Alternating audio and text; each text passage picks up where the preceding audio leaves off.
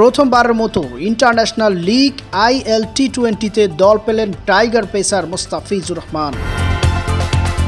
প্রথমবারের মতো international league IL টি-20তে দল পেলেন tiger pacer Mustafizur Rahman. Luke উডেল স্থলাভিষিক্ত হিসাবে তাকে দলে ফেরালো দুবাই ক্যাপিটাল। মঙ্গলবার 12 আগস্ট সামাজিক যোগাযোগ মাধ্যমে বিষয়টি নিশ্চিত করেছে দুবাই ক্যাপিটাল। চলতি বছরের ডিসেম্বরে মাঠে করাবে সংযুক্ত আরব আমিরাতের ফ্রাঞ্চাইজি টুর্নামেন্ট আইএল টি-20 এর চতুর্থ আসর।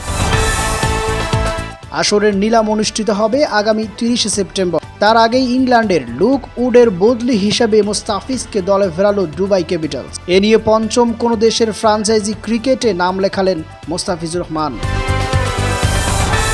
এর আগে ইন্ডিয়ান প্রিমিয়ার লিগে আইপিএলে Sunrisers Hyderabad, Mumbai Indians, Chennai Super Kings, Rajasthan Royals ও দিল্লির হয়ে খেলেছেন টাইগার পেসার। ডাম্বুলা সিক্সার্সের হয়ে খেলেছেন লঙ্কা প্রিমিয়ার লিগ। এছাড়া পাকিস্তান সুপার লিগে লাহোর কালান্দার্স এর, ইংল্যান্ডের ভাইটালিটি ব্লাস্টের সাকসেসের হয়ে খেলেছেন কাটার মাস্টার।